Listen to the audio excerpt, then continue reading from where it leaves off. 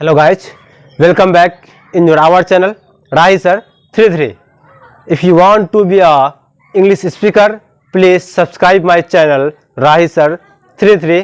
तो आइए आज हम पढ़ाएंगे, शुरू करते हैं use of shall be and will be.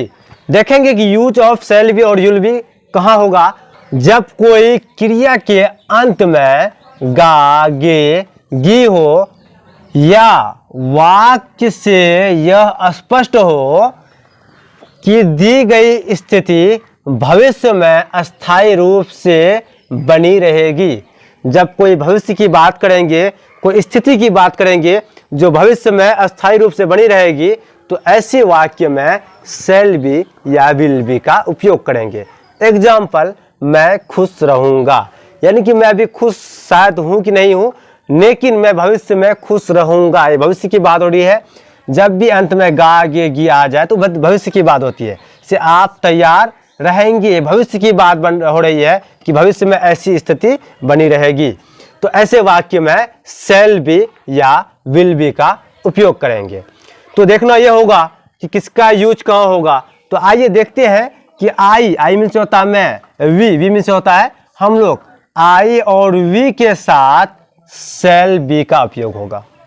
आई और वी के साथ शैल बी का यूज होगा, जबकि अन्य सभी सब्जेक्ट चाहे दे हो, यू हो, ही, सी, इट या कोई नाम, सबके साथ विल बी का यूज होगा। तो क्लियर। तो आइए देखते हैं, एफर्मेटिव सेंटेंस लेते हैं। एफर्मेटिव सेंटेंस को बोलते हैं सकारात्मक वाक्य। एफर्मेटिव सेंटेंस का स्ट्रक्चर जो है, सबसे पहले सब्जेक्ट लेंगे, सब्जेक्ट के बाद या तो शैल बी या विल बी लेंगे और बाद में ऑब्जेक्ट।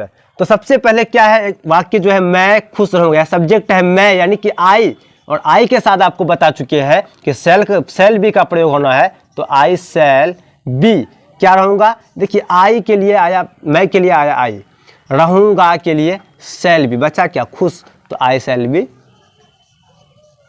हैप्पी। या स्ट्रक्चर के हिसाब देखिए क्या कहता है, सब्जेक्ट ना, सब्जेक्ट क्या आई है, यहाँ मैं सब्जेक्ट है, मैं अपने बारे में खुद बात कर रहा हूँ, मैं अपने बारे में, तो सब्जेक्ट है तो आई को लिए। उसके बाद क्या कहता है, शैल या विल भी लीजिए, तो हम आई के साथ शैल भी आता, शैल भी ले लिए। उसके बाद कहता है ऑब्जेक्ट, तो ऑब्जेक्ट खुश जो बचा क्या होगा ऑब्जेक्ट, तो आई शैल बी हैप्पी। आप तैयार रहेंगे, सब्जेक्ट यहाँ क्या है आपका इंग्लिश क्या होता है यू, और यू के साथ विल बी का प्रयोग होता है। तो यू विल बी तैयार क्या होगा ready, you will be ready. वह भूखा रहेगा, सब्जेक्ट है वह ही के साथ विल बी का प्रयोग होना है, ही विल बी अंगड़ी।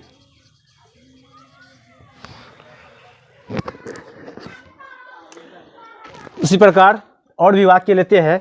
वह शिक्षक बनेगा, सब्जेक्ट क्या है यहाँ वह का इंग्लिश क्या होता है ही के साथ he will be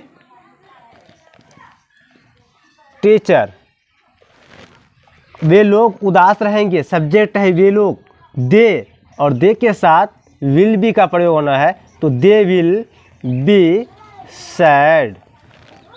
कलवा एक नेता बनेगा, सब्जेक्ट यहाँ है कलवा, तो लीजिए कलवा विल बी क्या बनेगा, वो एक नेता बनेगा, तो अ लीडर नहीं। तो आइए देखते हैं शैल विल का नेगेटिव यूज। तो नेगेटिव का स्ट्रक्चर जो होगा इसमें थोड़ा सा चेंजिंग होगा। नेगेटिव सेंटेंस उसको बोलते हैं नकारात्मक वाक्य। इसका जो स्ट्रक्चर होगा, सबसे पहले सब्जेक्ट के बाद विल या शैल, उसके बाद plus not plus be plus object. Affirmative में क्या था कि शैल विल के बाद बी होता था, लेकिन नेगेटिव में शैल विल के बाद नोट, तब फिर बाद में बी का यूज करेंगे और लास्ट में ऑब्जेक्ट। देखिए वह तैयार नहीं रहेगा, सब्जेक्ट है वह को क्या लिखेंगे ही के साथ क्या आएगा ही विल, शैल विल में विल लिए। उसके बाद आएगा नेगेटिव है तो नोट के बाद लगाना है be, he will not be क्या रहेगा तैयार नहीं रहेगा। तैयार क्या होता है रेडी, RADY। आप उदास नहीं रहेंगे। सब्जेक्ट यहाँ क्या है? आप। आपका होता है यू, और यू के साथ क्या लगाना है? विल। नेगेटिव है तो नोट लगाएंगे, यू विल नोट, नोट के बाद बी, क्या रहेंगे? उदास। उदास का होता है sad, will, you will not be sad. Sita परेशान नहीं रहेगी, सब्जेक्ट है सीता, सीता के साथ विल लगाएंगे, सीता विल। नेगेटिव है तो नोट बी ट्रबल्ड। परेशान का इंग्लिश ट्रबल्ड होता है। देखिए, मैं वे लोग उपस्थित नहीं रहेंगे, सब्जेक्ट क्या है? वे लोग। वे लोग का होता है दे, और दे के साथ क्या लगाना है? विल लगाना है। They will not be. उपस्थित का होता है प्रेजेंट, PRESENT, प्रेजेंट। मैं व्यस्त नहीं रहूंगा, सब्जेक्ट क्या है? मैं, यानी कि आई के साथ क्या लगेगा? शैल, आई शैल। नेगेटिव है तो नोट बी। व्यस्त का होता है बीजी, BUSY। आप ऐसे भी सुने होंगे, बीजी बहुत प्रचलित वर्ड है। तुम्हारा भाई अनपढ़ नहीं रहेगा, तुम्हारा भाई, सब्जेक्ट यहाँ क्या? तुम्हारा भाई, तो योर ब्रदर। इसके साथ भी विल, सब्जेक्ट है तुम्हारा भाई, यानी कि your brother, your brother will. Negative है नोट बी। अनपढ़ क्या होता है? इलिटरेट।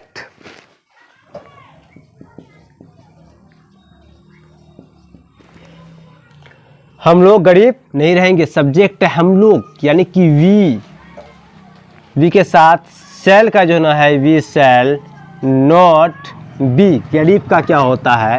पुअर, तो we shall not be poor. हम लोग गरीब नहीं रहेंगे। तो ये था इसका नेगेटिव। अब आइए देखेंगे इंट्रोगेटिव और इंट्रोगेटिव प्लस नेगेटिव। तो आइए देखते हैं यूज ऑफ सेल विल का इंट्रोगेटिव प्लस नेगेटिव सेंटेंस। तो आइए सबसे पहले इंट्रोगेटिव सेंटेंस देखते हैं।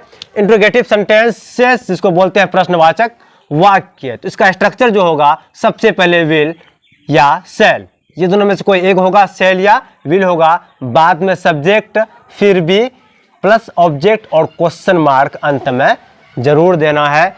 देखिए, क्या वह ईमानदार बनेगा? अगर इसको क्या को हटा दिया जाए तो वह ईमानदार बनेगा। तो क्या बनाएंगे?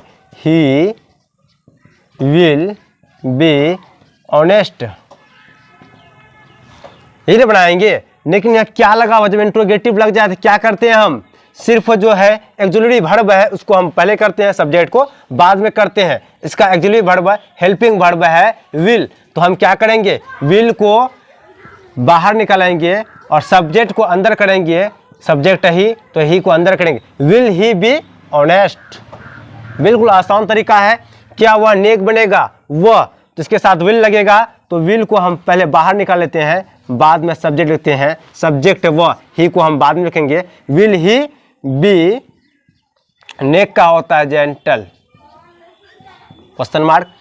क्या सीता सुंदर होगी? देखिए, सब्जेक्ट है सीता, तो नाम के साथ विल होगा तो विल, सीता को बाद में करेंगे क्योंकि इंट्रोगेटिव है, तो विल को पहले, सब्जेक्ट को बाद में। विल सीता बी सुंदर, क्या होगा? ब्यूटीफुल।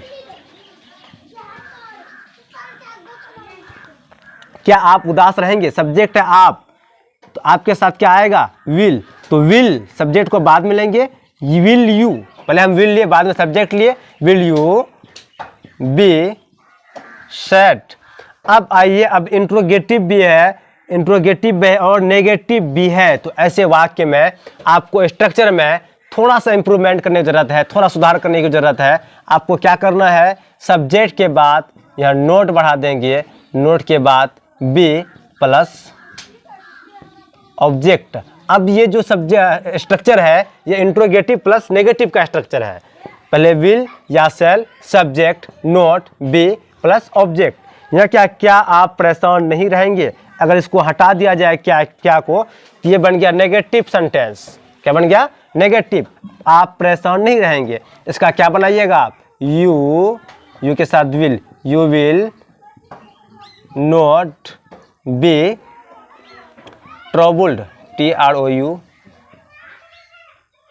लेकिन जब क्या लग जाए तो इंट्रोगेटिव हो गया, तो क्या करना है आपको? विल को बाहर करना है, सब्जेक्ट को अंदर करना है। तो आप थोड़ा सा चेंज कर दिए, विल को यू के जगह में रखिए और विल के जगह में यू को रखिए, will you not be troubled, और यहाँ क्या लगाएंगे, क्वेश्चन मार्क।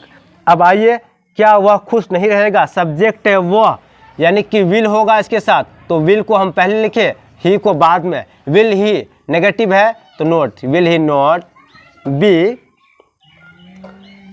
हैप्पी।